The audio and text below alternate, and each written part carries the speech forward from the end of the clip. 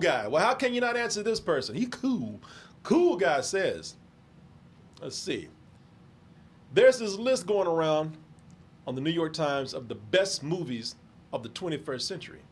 I was curious as to what movies would make your list. Of course, you got these movies that there's a general consensus that they're masterpieces and they belong on some list. Jaws just had its 50th anniversary, right? And a lot of people have been talking about how that movie still holds up today. But I mean, it's all about opinion. That's why lists are so crazy to me, because it gets to a point where it doesn't become about your opinion. You get peer pressured into saying, okay, well, these people out here who have some kind of credibility, they say this movie is good and I'm supposed to like it. Well, I guess I'll like it. Can you guess what movie that maybe I grew up with that even my mother and my sister liked, and I just thought that movie was complete bullshit? Anybody? Oh, man, somebody got it right away. Very good. The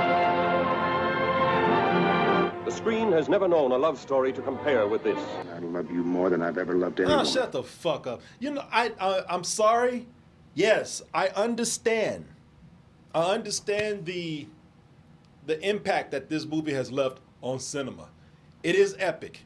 It is a blockbuster of its time. The production of this movie is incredible. The scope of this movie is amazing.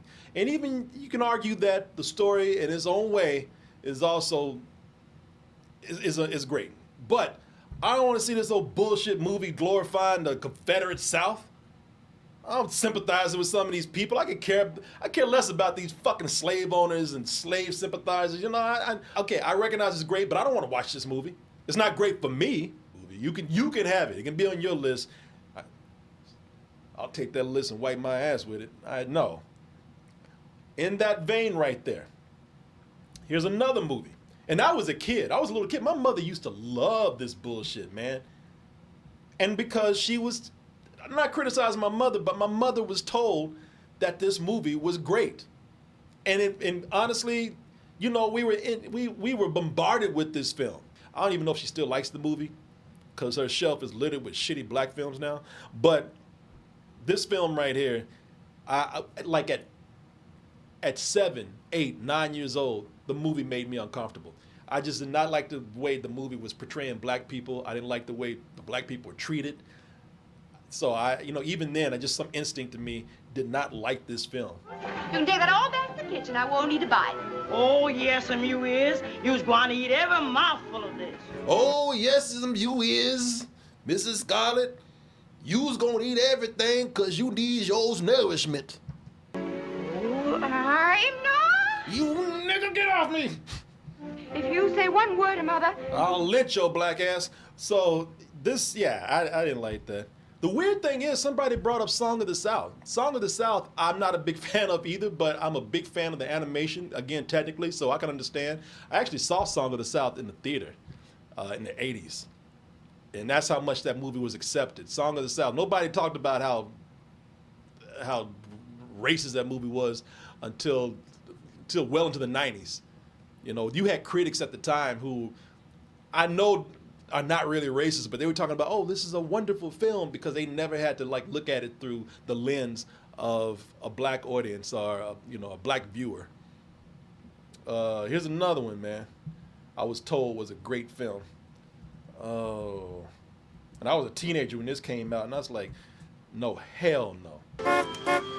What are you doing? I'm trying to drive you to the stove. See, that for years, Hollywood loved that accent. This is why I don't like these movies. They love that portrayal of black people. I was trying to drive you to the stove. I was just trying to get Miles freedom. Nah, that's not for me. No offense to anybody who likes it. It's bullshit to me, though. I had to grow up where I knew Hollywood loved leaning that way. They love when black people came in with that voice. They love when we were struggling. I'm gonna show you another movie that I think is really good, but again, I think it's, let me see. Since we're on the subject of Morgan Freeman, I'm gonna give you another movie I think is actually really good, but I feel kind of weird about it. And by the way, Hattie McDaniel, the woman who was in Gone with the Wind, the mammy, I don't like the history behind that. She won an Academy Award. I think first black woman to win an Academy Award. They didn't even let her through the front door to get her award. She had to go through the back, like she was like she was in the movie. You know, so you know that's when They did that second-class citizen shit to black people. So yeah, man, I don't know. It's just me. I'm sensitive to that kind of stuff. I like seeing more positive portrayals, more progressive portrayals. Not that right there. Let me see here. Here's another movie. We're talking about Morgan Freeman. Morgan Freeman's an amazing actor. He did an amazing job in this one movie right here. We always show this clip, and it's an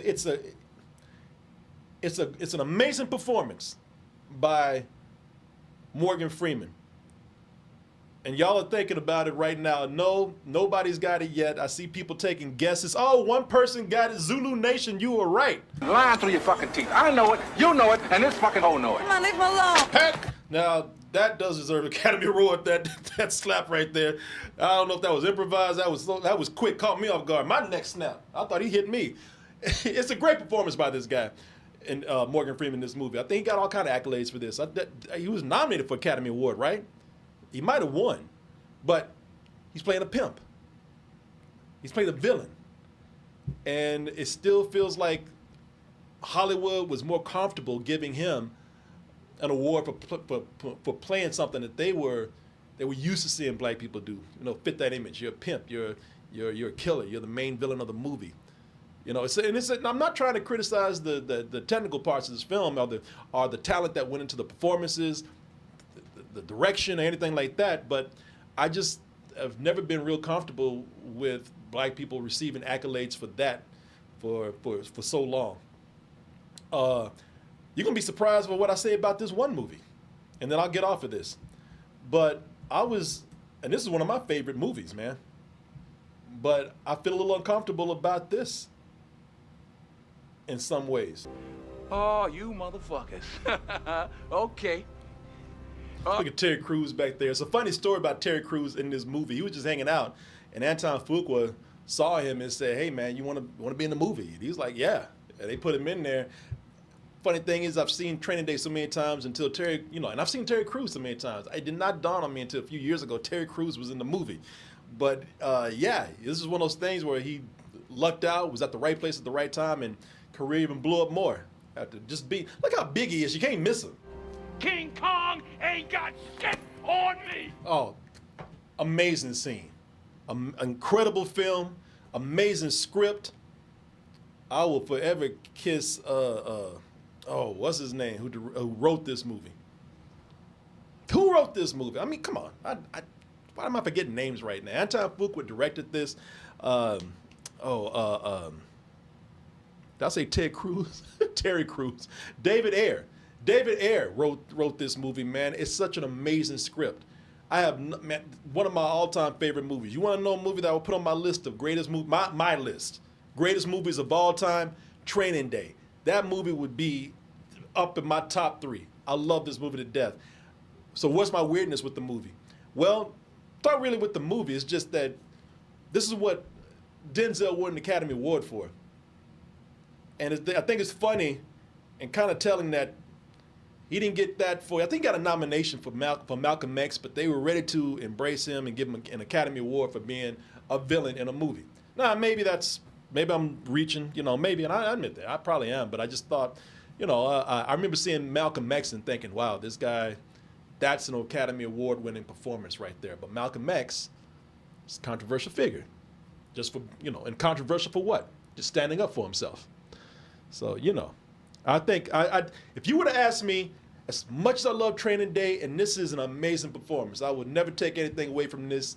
It left such a cultural impact, but Malcolm X is his best performance for me. It's a role where you see this character grow too. You know what I mean?